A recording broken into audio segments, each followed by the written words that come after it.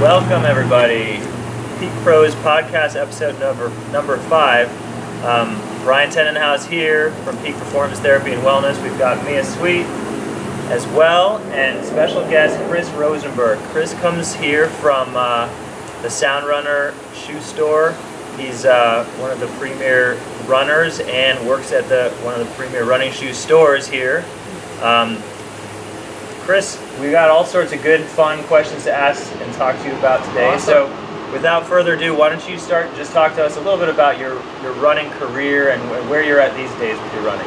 Sure. Well, thanks for having me, Brian. And Yeah. this is really cool. I'd love to talk about this stuff for some strange reason. So, I've basically been running competitively since my freshman year in high school. It was one of those sports that just kind of spoke to me and never looked back. I ran for a year on Central Connecticut's Division I collegiate team, and then just to make a little more room for academics, left the team after that year and just continued training on my own, and have been almost self-coached since then with a few helps from a couple coaches in the area, but I'm part of a racing team in the state, Sound Runner Racing, based out of the store. I just love racing, being around other runners and pushing myself. So Yeah. And Mia, what about you? Do you run, and if so, why? I do, yeah. I've been running ever since I was a little girl. I remember the Thursday night track meets in Milford I would always go to. But yeah, it's been in my family for years. My sister ran, my mom ran, my dad ran, so it just kind of instilled in me, and I just continued it, and I'm addicted. yeah, cool. Yeah, but it's definitely an addiction. I like the shorter distances. I've run a marathon before, but I really like the 5Ks. Yeah. And Brian, how about you? Yeah, so I think running is, for me, it's fun, but it's always been part of something that I do in terms of being a tennis player, cross-training for sports like swimming or ice hockey. I did get into it a little bit more over the last few years just because of my love for triathlon. So it's kind of something that has sort of come naturally, and it's just really something that is a nice, easy way to get exercise real quick. So, it's just something that I think it helps me feel good about myself in terms of just a good workout. I love getting a good sweat on, and it's just something that it's also, to me, more efficient than walking. So I go to the grocery store and I'm like, quick, run over there or run over there. It's just, I'm a little crazy like that sometimes. Yeah, I always feel so accomplished after a run. Like, oh yes, I did something amazing today. Right? Yeah. So. It almost feels like almost the worse run it is, like the sweatier you get after a run. It's like, oh yeah, that was the a better. good one. Yeah, exactly. So Chris for sure is a real runner. I still wouldn't even call myself a real runner. I've had phases in my life where I was running a lot for training, but Chris is an addict for sure, and he bleeds it. He knows it. He studies it. So that's one of the reasons I'm excited to pick his brain a little bit, learn a little bit more. I've got a lot of patients, and I think Mia's got a lot of clients who are often in the wrong shoes, or they're asking us, well, what do you think are the right shoes for us? And sometimes it's not the easiest question to ask. So Chris, why don't you talk to us, just start with the basics about shoes. There's so much about like minimalists and Hokas and things. We're not going to talk about that yet. Let's just start with the basics. Yeah, so as probably anyone can know by a simple Google search, there are a ton of brands. You have New Balance, Nike, Brooks, Adidas, all these brands, and they have a whole bunch of different shoes, and it's incredibly overwhelming. And if you look at every site will pretty much tell you that no matter what shoe you get, it's the best shoe for your foot. Not entirely always the case, and this is where finding the right shoe can be particularly difficult, because every person's different. Brian, you and me are not going to wear the same shoe. You guys have different leg structures, different demands from each shoe. I'm not going to wear the same shoe as you guys. May not be all the case all the time. Right. People have higher arches, lower arches. They do what's called overpronation, which is when your arches medially collapse, kind of throwing your knees and hips out of whack, or supinate, which is your arches are extremely stiff and you end up favoring the outsides of your feet. And the brands kind of make shoes to adapt to both of those things. Essentially, without getting too into the woods here, there are two main types of shoes. You have a neutral shoe, which I consider evenly supported on both sides. So the support on the lateral side and the support on the medial side is going to be exactly the same. If you're a neutral runner or a supinator, which you can find out by getting fit, which I highly recommend everybody do. Unless you know exactly what you're looking for, buying shoes online is incredibly difficult. Yep. So a neutral shoe has a lot of support, and the right support, because it's evenly supported on both sides, so it's not going to kick you more this way, it's not going to kick you more in this way, it's going to keep you right in line. And that's typically for, like I said, someone with a neutral foot or someone with a foot that's supinated or favoring to the outside. The other type of shoe is what we in the industry call stability shoes. However, I want to put a little more clarification on that and say medial stability shoes. Because these stability shoes, and you'll see this everywhere online, and even like a lot of running stores will say, oh, you need a stability shoe. Most people hear stability and they're like, oh, I need a lot of stability. Give me all the stability you can get. But if you have a neutral foot or a supinating foot, a shoe with medial stability, like the New Balance 860 here, may kick you a little more to the outside. And what that's going to do is, if your foot's not allowed to pronate the amount that it needs to, as Brian Richard can attest to his treadmill and stuff, that's going to throw everything else off. So you're going to have some issues, shin splints, all these other things can come on. But if you do need that support, if you have an overpronating foot, that extra stability, that extra stiffness on the medial side is going to actually hold your foot and prevent it from rolling in. I just want to cut in real quick and mention, when we talk medial, we're talking the inside of your foot. And just most people probably know that, but some people might be confused about that. And this is not a rule of thumb, but a lot of people tend to sort of cave in at their arch. So that would be, if this is my right foot, they kind of cave in, and so that's what we're talking about when we talk about overpronation. Supination is somebody who tends to be more out here, and like Chris was saying, on the lateral part of their foot. So we can continue on from there. Thank you. Yeah. So that's essentially the two types of shoes. Now in either of those categories, you can go more support into what they call a motion control shoe, which is going to be very stiff, and your foot's not, ideally it's to hold your foot in place, to not move at all. And so let's hear your thoughts on that, Chris. I'm gonna say my thoughts real quick, and just saying, like, our ankle and our foot is supposed to move. So typically Mia and myself will rarely suggest to somebody, yeah, you should probably go to a motion control shoe. That might be more like a little bit of a last case resort. I'm sure Chris sort of agrees, but we'll hear a little bit more on his thoughts there. Fitting someone outright, 100%. Typically, and it's a very rare case that I'm ever fitting someone for a motion control shoe.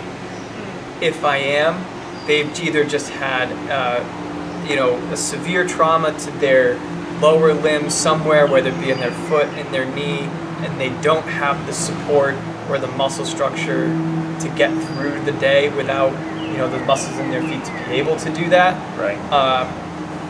The other people who I'll pull that shoe for, because running shoes have gone through a slew of changes over the years, many people are actually running a lot in these motion control shoes. And if that shoe has been working for them, unless they're not feeling any issues, I typically will continue to pull that shoe. Right. A lot of people talk, and we can kind of dip into the minimalist a little bit here. Yeah. But going changing your shoe type at all, whether you do go minimalist or you do go maximalist from minimalist, it's a process no matter what you do. Some people think, oh, if you go from less of a shoe to more of a shoe, that's fine. It's actually more difficult to do that. Say that again. It's more difficult to go from Like a more less supportive shoe. Yeah. Where your foot has been allowed to move so much to more support. Okay, gotcha. And there is and there definitely obviously a transition to go from something that's been extremely supported, maximalist supported, motion control, Yep. to less. Yep. Too. And so now thinking about what Mia does here at Peak, I mean, she could do a lot of good exercise, balance training and proprioceptive training exercises with somebody who was trying to make that transition to try to lessen or to make it more manageable. Yeah, absolutely. And we always do like a client analysis first, right? We look at their feet and then what kind of shoes that they have, what kind of motions would support what they need the most, and what kind of shoe would support that, right? So there's all these factors. Yeah. And on that training platform too of building strength and doing all that, you can train yourself out of needing stability shoes sometimes too. Right. And that's a conversation to keep up with your trainer and PT and also the specialty. Yeah. What do you sell the most, by the way? Does it Probably vary? it tends to vary. Currently, right now, we're probably straying a little more towards the neutral end.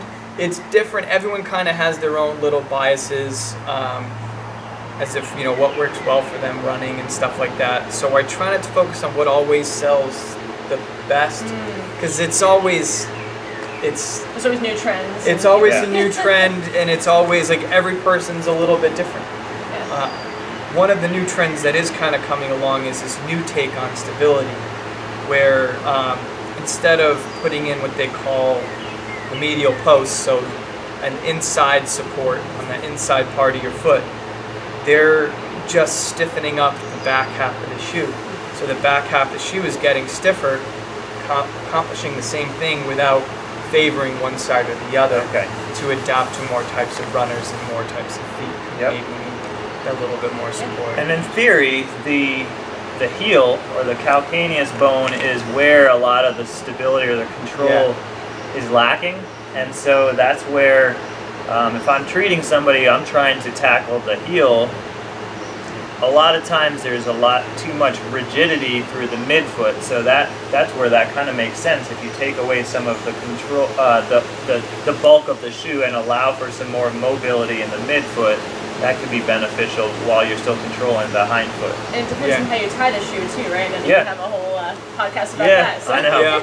Definitely. Yeah, there's a billion. They've designed the shoes to almost create a customized fit for each one, depending on how you can tie it. There's countless ways to tie your shoe. Yeah. So not just the bows around the tree. Hoop swoop. Bunny ears. Yeah. So, all right. So, talk to us a little bit about. Let's go down the road of minimalist, since that was kind of a big deal. I don't know when Born to Run came out, but I feel like that's been probably 10 to 20 years ago now. But that still was a really big deal at the time, and that's when the Vibrams came big, and a lot of people started going down that like barefoot running. And my 2 cents is there's definitely a place for intrinsic foot strengthening and barefoot running, building up the strength in your foot. And so doing that, some people like myself just can't tolerate running in barefoot for very long at all, but minimalist shoes can be really helpful for me for periods of time. But what are your thoughts?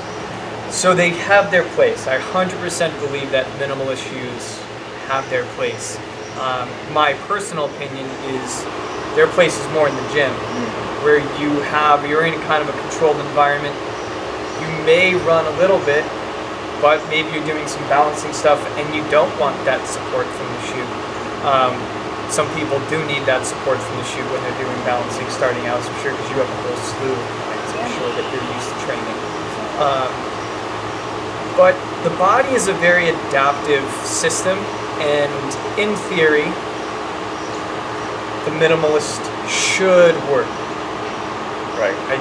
in theory. Right. However, the theory kind of, at least Born to Run says that, back in the day, we hunted, we ran down our prey, we never spent any time in shoes and all this stuff. Right. However, back in the day, I don't think anyone would go out for a 5-mile run just for fun. Right. on asphalt. So that's kind of where the theory kind of loses a little bit of its ground. Being in a natural positioning, I agree with, but on the surfaces that we all run on concrete, on a constant surface, which is an artificial surface that we as humans created, there's not enough variability for our arches to kind of build that strength up, and it's too much impact, repetitive motion in one thing.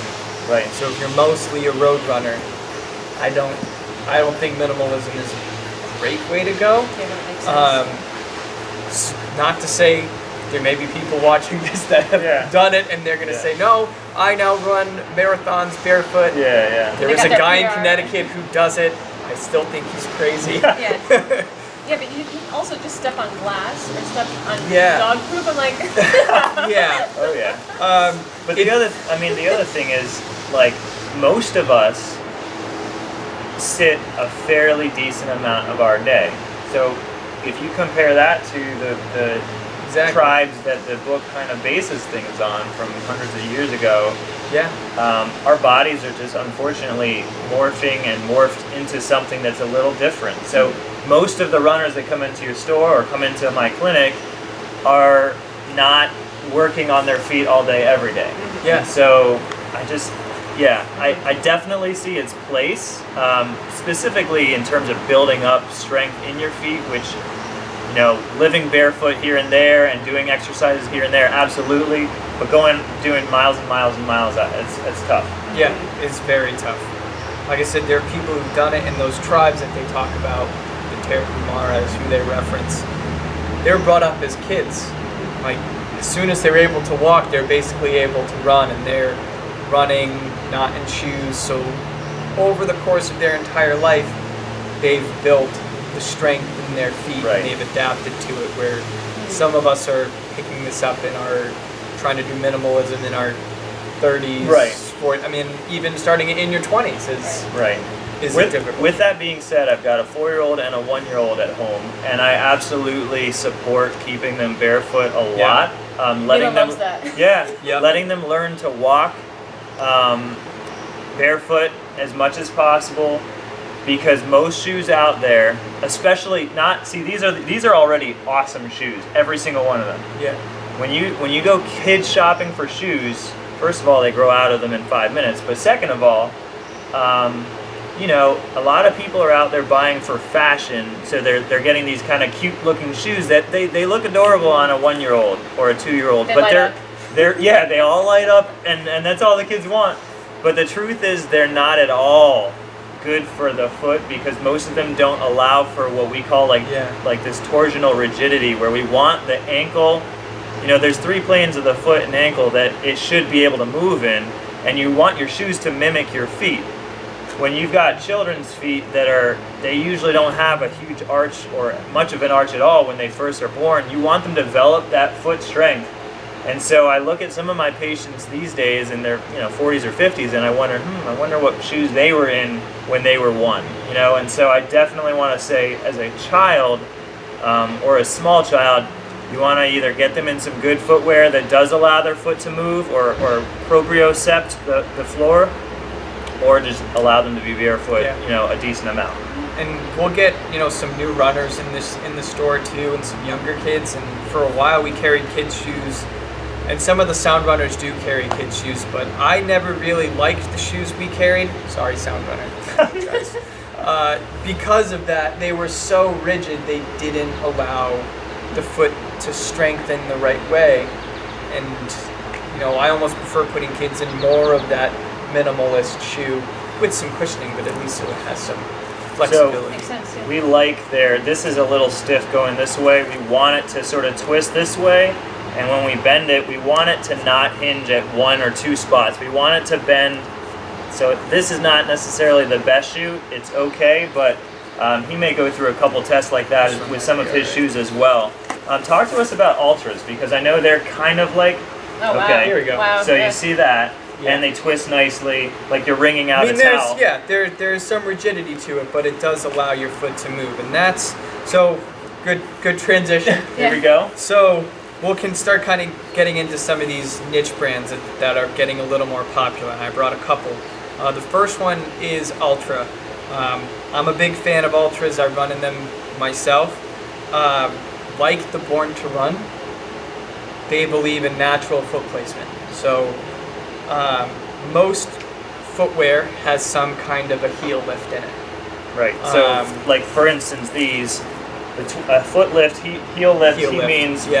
from the base of the heel to the forefoot. There's usually approximately what? Usually about 10 to 12 Millimeters. 8 to 12 millimeters of height. So the heel would be 8 to 12 millimeters higher than your forefoot. So you're kind of on a slant like this. Which some would argue caused a problem back in the 80s or 90s when they created that.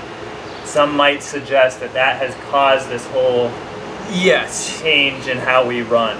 Yeah, it definitely has altered the way we run, and some people can argue that it has related to more injuries. Right. We don't have to go down that. We don't path have to right go now. down that Just That'll be path. episode throwing 2. that. Yeah, I'm just But- throwing that out there. Yeah. So the couple traits that that all Ultras have is that zero drop. So you're sitting flat as if your foot is barefoot. And they also have a foot-shaped toe box, which looks really weird, but it is the shape of your foot, so it's not that weird. Can we, Mia? Can you take your shoes and socks off? Sure. Or one of them? Chris doesn't have to, but her and I will. Because when he says foot shape, everyone has a different foot shape. But I think what he's generally referring to is that the forefoot is wider than the hindfoot. And the only Yeah. reason I'm putting Mia on the spot here, because she has different shaped feet than I do. I haven't really looked at her feet, but we all do. Yes. Some people have narrow feet, some people have pretty wide feet, and the truth is, if you look at a kid's foot, the way your foot really should be at the beginning at least, it starts narrow and it becomes wider, and that's exactly what Chris is referring to here. Carry on. So, but what Ultra doesn't entirely agree with, and they do have a couple shoes that are in that minimalist kind of category that we were talking about, but they believe in cushioning the foot. So they will have some amount of cushioning. This is the least cushioned Ultra that we carry. They kind of come in a few stages of more and more cushioning. Some of them as much cushioning as any of the regular shoes out on the market. And they basically want you to be able to run as far as you can, but they want you to be in a natural position. And that's their big claim to fame. As with anything, changing your shoes, if this idea is kind of catching on, there is a kind of a little learning curve in some sorts. Because your heel is lower, it's going to stretch your Achilles. You're getting more length out of your calf, your soleus, the two muscles in your calf, your gastroc and the soleus down there. So it will make your calves a little more sore. Could kind of flare up your Achilles a little bit if you do too much too soon. And it could kind of have other Effects up the chain. Yep. But ultimately, if once you kind of get used to it, it hopefully, knock on wood, will lead to less injuries, or at least that's Ultra's kind of MO. That's their goal. Yeah. So are these the same shoes right here? Yeah. So They I'm wear- wearing the shoes right now. Yeah. And you had a calf injury, correct? I did. So I started with Ultra after I had ankle surgery. Because I wanted to get into that lower drop and I had to start from scratch anyway. I also, in my climb back, what's kind of odd and a little different from what most physical therapists, no offense to yourself, might suggest, I did have a bout of Achilles tendonitis. And believe it or not, the only shoes that I could run in was the Ultras. Yeah. Because they allowed my Achilles to kind of stretch and get to that length instead of being shortened by being in a heel shoe. So it sort of worked with your injury that you had. It did, That's yeah. good. I did have a calf injury a little while ago, not related to the shoes. Definitely related to me pushing myself far too hard. Well, see, and that's a good point though to bring up, because a lot of times people they sort of want to place blame, or they want to. I mean, great for business. They're like, oh, do you think I should go get some new shoes? Like Mia and I get this all the time. Like, my calf's been really bothering me. Do you think I should go in and get some new shoes? I'm ready for some new ones anyways. Just don't tell my wife, or just don't tell my husband, you know? But the truth is, like, a lot of times, the shoe may have nothing to do with it if your training methods were shoddy, or if you just made some foolish decisions. Right. If you've been getting good shoes and you start training either lifting, or you start a running regimen, or you just start running and you've been fit for good shoes, in reality, most popular question I think I get when people come into the stores, oh, what's the best brand? Yeah. Honestly, if you've been properly fit for a pair of shoes, be it at Sound Runner or Fleet Feet or Kelly's Pace or wherever on the shoreline or wherever you guys are, if you've been fit for a pair of shoes, that's probably going to be just fine for you. It's more about just slowly working yourself up to that. Definitely. Yeah. So, so you talked about kind of a zero drop. That's one of the things. And by the way, Ultra, I'm saying this for people like me. It's spelled Altra because for a long time I was like, what are you saying now? Yeah. So, but yeah, so the two big things about the Ultras are that there's a little bit wider toe box, which I think, from my perspective, is a really good thing, because, you know, you get a lot of people, whether it's females who are wearing kind of high heels or pumps that kind of jam your forefoot into this small, sort of cone-shaped, narrower forefoot space, or, you know, you get people who've been wearing Nikes for several years and their foot's kind of jammed up. So it's nice. I think yoga people who love getting that toe spread, which we really want to activate the small muscles in the foot to allow that spread. I think that Ultras are an awesome type of idea. You just gotta be careful about that zero drop, because, like you said, if you're a runner, which means you have created a habit, a motor plan in your brain for many, many years, it's going to be a learning curve, meaning it's not just mental, but you're going to have to physically kind of slow it down, dial it back. You can't just buy a pair of Ultras and say, resume at 5 mile runs. Yes, because it's going to be very different to a shoe that I'm wearing right now, which may have 8 millimeters from heel to toe where it changes. And one of the things that Ultras has said, that the transition period from going from a lower drop is more correlated to cushioning or lack of cushioning than it is to actual drop. So it's not as drastic as you would think, but there is still that little bit of a curve. And what I tell people when they get the shoes anyways, almost with anything, listen to your body. It's one of the most difficult things to do, but it's incredibly important no matter what athlete you are. Yeah. I do think with that said, try to be smart and proactive. Because if you get to a point where you're listening to the foot pain, I mean, most people can sort of recover in a few days, but it's best practice, in my opinion, to go for a quick 10-minute jog or something. And even if it feels good, okay, stop, call it quits. Maybe even go back to the old shoe if you've got to go 5 miles that day. And then wean into it, just like if you were using a medication and you were trying to kind of wean off of the medication. Yeah. All right, Hokas, one of our favorite things to talk about because so many people use them for so many different reasons. So talk to me about Hokas. So one of the biggest changes with Hoka coming from Ultra is probably one that Brian may not like so much, but it is a lot stiffer than almost any other shoe on the market. Are all your Hokas that way? Well, that's a little different. But yes, even this one's pretty stiff. Most Hokas are going to be a stiffer than most shoes, and that's because they have what's called a meta rocker, kind of like right around in the midfoot area, and that's what all their shoes kind of revolve around. So they're really geared to just kind of help you run easier. Now the interesting thing I feel with the Meta Rocker, and I run in both Ultras and Hokas, is the Meta Rocker helps you get a little better form. It kind of helps you get off your heel, kind of propels you forward a little bit more, just because the shoe itself does a lot of the work. It does a lot of the towing off. Mm-hmm. So a lot of new runners, a lot of runners with knee pain, and this is more of an anecdotal kind of note, but a lot of runners with knee pain, ankle pain, sometimes hip pain have found some relief with the Hokas. Not so much because of all the cushioning, but because of that Meta Rocker going forward. That's something I always hear people talk about, the cushioning piece. They think that that's solving the issues. But you just cleared that up for sure. Yeah. So. Yeah. The cushion, they are very soft, very comfortable, but most of what I feel like people are getting more relief from is that Meta Rocker going forward. And I have one style Hoka here. They do have ones with that extra medial support, a little bit stiffer back half. They have lighter weight ones.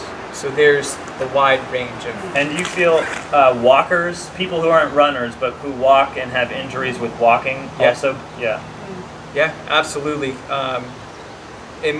And to that point, walkers, a lot of people look at Sound Runner and think, well, I'm a walker. I'm not going to go into that story. Our shoes. Must be rush hour. Our shoes are technically running shoes, but we define them as forward motion shoes. So that's where they're really gonna, anytime you're going in one direction, walking, running, sprinting. So if you're doing any agility work, don't use those. Yeah, they actually do have some cross-training shoes, and there are some Hokas with a little bit lower profile that we have recommended for gym people. Like I said, Hoka has a whole range of shoes, but that's their big thing. So they really, they focus on getting that calcaneus in place as well, which is your heel bone. With like they call like kind of a bucket seat. So one of the other kind of things is most people look at these shoes and they think, I'm going to be so unstable on this big, large platform. But you sit actually about maybe a couple centimeters under where that foam line is. So it gives you a little bit more of that inherent stability through there. So, I mean, I use my Hokas for long runs, a little bit of speed work with that one, but that's just because it's a little different, which we'll get into. But most of the time it's my long run shoe. I've done a few marathons in them, and it definitely kind of, you do feel a little, you don't have to work quite as hard. Real quick, you ran a fast marathon not that long ago. Providence. How fast? I think 238, 239, That's somewhere fast. around You hear there. that? So did you wear Hokas in that one? I did. Wow. Yeah, I wore a lower profile one than this. It was called the Mach, so it was one of their lighter, more racing style shoes. But I used it because it helped with that gait process. So is there an asterisk then? Did that help? Were you cheating a little bit? Get wheelies on underneath. No, I was not cheating. That's cool. Unfortunately. But believe it or not, so I said I run in both Hokas and Ultras. Yeah. So for most of my long runs and my, not so much my long runs, but a lot of my speed work, my middle distance runs, I was using Ultras. So I would have that to gain that extra strength in my calves and get the length in my Achilles.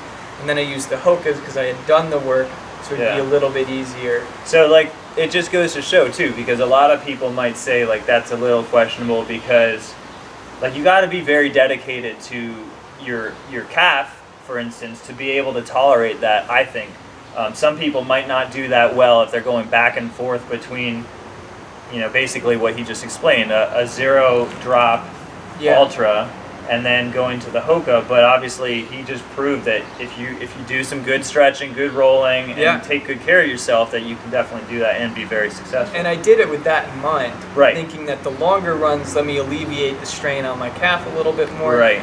And I have a bunch of shoes. I have firmer shoes for my speed days. Obviously, I have Ultras and Hokas for varying days. When you're looking at getting different types of shoes, be it for the gym, be it you want to start speed work or you're going to get into more long runs. My shoes all kind of have a different purpose. Right. This is repertoire. Yeah. So now, one of the knocks in the PT world on Hokas is that you're not able to feel the ground quite as well, or like you lack a little proprioception, perhaps. What are your thoughts on that? Like, do you think that that's not necessarily true, or if you had an Ultra and you were doing some balance exercises on, or maybe a traditional Brooks shoe versus the Hokas, do you feel like you might have a better feel in one versus the other, or not really sure? I think you'd probably have an easier time balancing in the Hokas. Interesting. Because of you sit in the foam, yeah, and so it does kind of come up to meet your arch a little bit, which helps for that proprioceptive kind of support. Versus the Brooks shirt, and the Hokas also have a little bit lower of a heel to them too. They're not as low as the Ultras, but they're kind of in the middle. They have about a 4 to a 5 millimeter offset depending on the model that you get. So you're kind of sitting a little flatter, which kind of gives you a little bit more of that proprioceptive support. Yeah. But regardless of what shoe you have, whether it's a Hoka or it's a regular Brooks or a New Balance or something like that, you're not feeling much of the ground. The only time you'll feel the ground is if you have a very minimal shoe. Right. So really the Hokas are helping you gain that proprioceptive support because you sit in that shoe a little bit more, and it's helping your gait cycle and your foot movement. Now, what's that other Hoka? So I brought this one because I think with a lot of the marathon records going down from all these elites wearing the Nike shoes with the carbon fiber plates, which many people might call cheating. Yeah. I decided to join the cheaters at some point. So I got myself a carbon fiber plated shoe. All right, talk to us about that, because Mia and I are like, what? Mind blown. So what they did, if you look on the bottom of the shoe, which is a little too far away, you can't see it, but there is a carbon fiber plate that runs the length of the shoe. And that creates stiffness.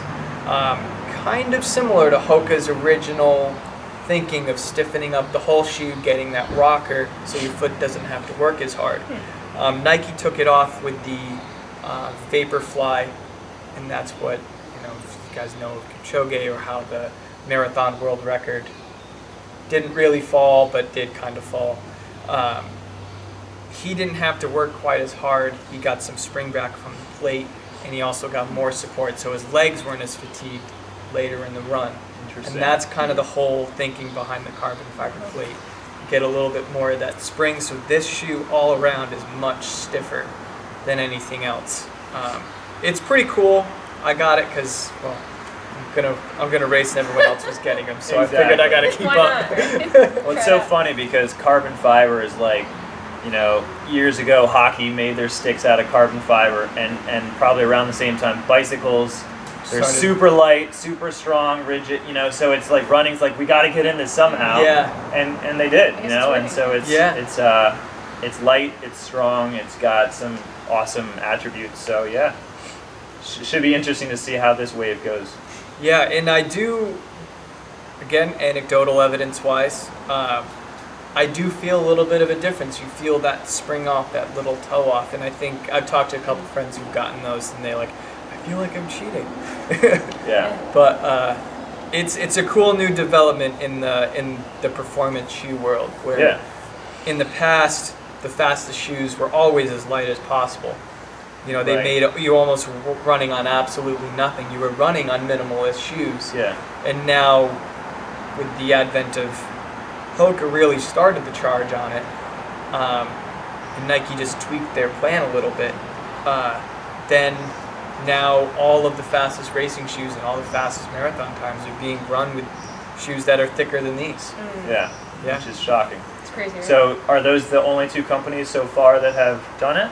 No, now Nike was the only one that had a carbon fiber plate in a maximalist shoe for a while. I think this one was the second one to come out, at least that I know of from my time frame. But now pretty much every single brand is coming out with a carbon fiber plated shoe. Brooks has one, Saucony just released one, the Endorphin Okay. Pro. Okay. They're all coming through, so all the brands are catching up to Nike. Cool. Yeah. Awesome. Well, we're running out of time here, so you guys have anything else that you wanted to add? Conclusion here. I know there's a couple other shoes here that we didn't get to talk about, but if you wanted to share any bits of information Absolutely. about that. Yeah, I guess your biggest takeaway, I would say, from all this is there's a wide range of shoes to pick from. Yep. And visit a specialty running store. Again, Sound Runner is awesome, be it Sound Runner, be it Fleet Feet, but talk to someone who knows what they're talking about, who can get you started on the right path. But at some cases, it's a lot of trial and error. Right. A lot of it comes down to strengthening, Yeah. maintaining, proper muscle alignment and all that stuff. Right. So it's not always the shoe, and sometimes what we recommend doesn't always work. There's a little bit of a trial and error. You kind of have to figure out the shoe that works best for you. Right. It's definitely a combination. I mean, I've always taught people that everything is kind of this three-legged stool approach. So you've got mechanical stuff, right? You've got either a tight calf, you've got an arch that needs to be treated by a good manual therapist, but you also have the components that Mia can help you with, in terms of balance, stability, and strength, and also how you move. So, some people can't get out of a chair correctly, let alone run. Mm-hmm. So that's where Mia can really help people get their body moving the right way and get their body stronger the right way. You can't just buy a good shoe. You have to do some Right. work behind it too, Yes. right? Right. So, And then that's that third piece is making sure that your training plans, your training approach, and your chassis, and this is part of your chassis, Right. is appropriate. So you're not going to put certain tires on certain cars, and that's really what this comes down to. And a lot of times people, just a quick instance, somebody who may have just come off of being pregnant and they're having their child and they're 6-7 months out from having the child and they want to get back into running. So the shoes that they got already had 200 and something miles on. They're 3 years old. They're coming back. Their body's different. Their body's weaker. Their body is a different shape or size, and they're maybe putting on the same shoes, and it's not going to work. So that's where it's kind of a whole team approach, and that's why we've got Chris here, because we love having that team approach. Yeah, you gotta look from all angles. Progress slowly, especially for the beginner runners out there who are just starting, or people who have taken a break, be it from a pregnancy or a life taking them away. Yeah. Start slow. Right. I mean, that's. I was telling Mia that I just hit my highest mileage month for the first time since my ankle surgery now almost 3 years ago. And the amount of distance I ran this month would have been a short month compared to before my injury. Yeah. So it's taken me, 3 years to slowly just kind of build myself back. in a safe way. Yeah. In a safe way, yeah. Right.